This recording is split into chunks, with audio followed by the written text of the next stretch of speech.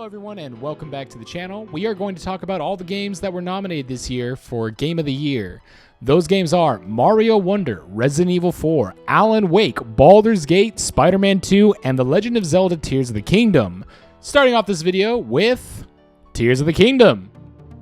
This game consumed much of my life. Work was kind of slow, so I was able to put in 200 hours in roughly less than 3 months. I finished up the main stuff and was really excited to jump back into it when they launched the DLC.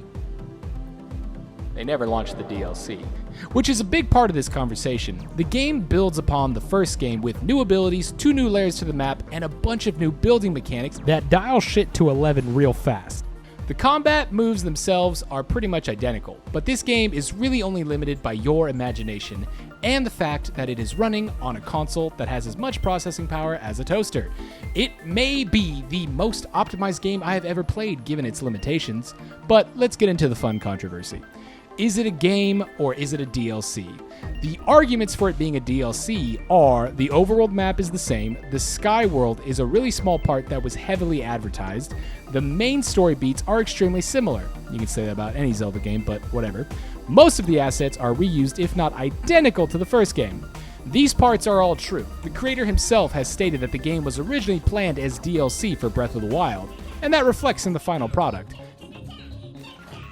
There's no denying the similarities. The game is not without its faults, but when it is in its stride, it is an unforgettable adventure. And what makes that adventure so memorable is the fact that you can play it any way you want. No two people are going to have the exact same adventure. If people consider this DLC, I would like to consider it the greatest DLC ever made. The game's mechanics are so sound yet flexible, they allow you to take on all the challenges the game has to offer in your own unique way. There are some puzzles that you can solve with ingenuity, others you can solve with wit, and some you solve by just slamming shit together and seeing what works. Truly, there is no limit to what you can build, from battle tanks to jets to torture devices that have been illegal since the Geneva Convention of 1949. There's no war in Ba Sing Se. Something I also appreciated about this game was that not only was there a great freedom of play, but the cinematic adventure was extremely satisfying as well. From the gameplay to the story to the performance, this was a near perfect experience. The cardinal sin of The Legend of Zelda Tears of the Kingdom is they made one heinous mistake. They removed my boy, my son, the heir to my kingdom. Of course, I am talking about the best AI companion in gaming history, Wolflink, and I will never forgive them for that. So no, Legend of Zelda Tears of the Kingdom is not Game of the Year. SpiderMan II. All right, listen up. We're going to talk heart to heart. If you like this game, I can respect that.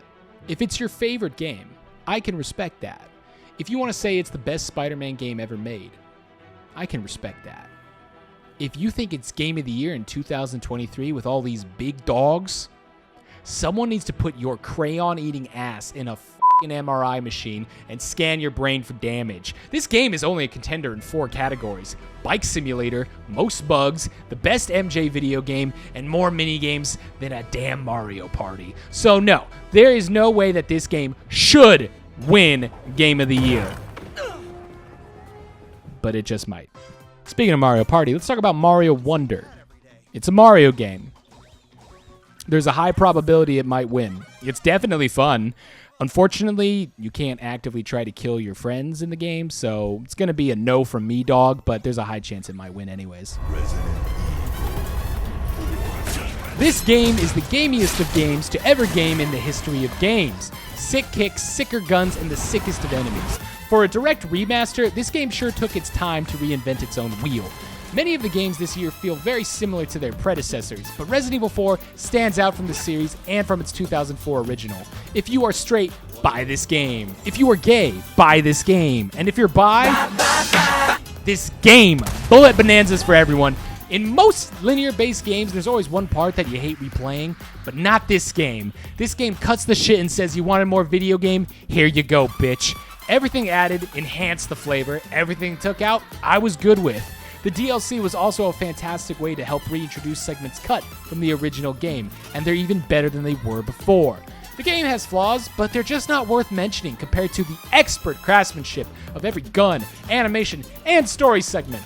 Resident Evil 4 reminded me why I love the franchise and why this game will always be in my top 10. Whether it's the original, the iPhone version, the awesome Wii version, the Switch version, the VR version, or even the new iPhone version, this game will always be top dog for me. I have played this game several times, and I don't think I'm done yet. I'm thinking I'm back. My personal recommendation for Game of the Year in 2023 is Resident Evil 4. That being said, it already won Game of the Year in 2005 for the original. ¿Por qué no los dos? Hey! Now for Alan Wake. It looks really nice. I will eventually play it. I just didn't have time. Baldur's Gate 3. I don't play a lot of RPGs. I don't play D&D. I don't play turn-based combat. And I don't play games with lots of dialogue choices. But I play Baldur's Gate, baby, all day long. If I'm being non-biased, if I forget that some of my favorite franchises of all time all released video games this year, I would say Baldur's Gate is the game of the year. It's one of those games that comes once a decade. A game that surprises me again and again and again, even after 50 hours. Who's getting laid? Nope, don't want to get laid. I'm sorry. A game that redefines replayability. I haven't even finished my first campaign, and I'm very excited to start my next campaign. When crossplay comes out, I'm definitely going to be playing with some people that I can't play with currently. To say the least, playing this game with my fiance has been one of the best gaming experiences in many, many years. Not to mention the fact that our playstyles are very different, and this game embraces that. The Harlem Shakes. The amount of choices in gameplay and style are fantastic. I am the most charismatic McConaughey wizard you've ever seen, and my fiance is a dragon that pretty much just bonks everything in the head. It's fantastic.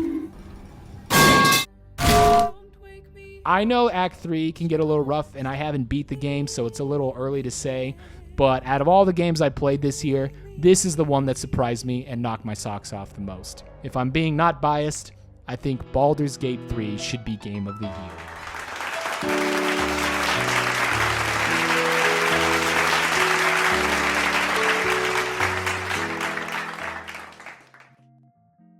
But I want to know, what was your thoughts? What were some of your memories this year? What do you think should win Game of the Year? What's runner-up and what definitely should not win? And if you think Spider-Man should win, you don't have to leave a comment. It's fine. We're just going to fight. Thank you for watching.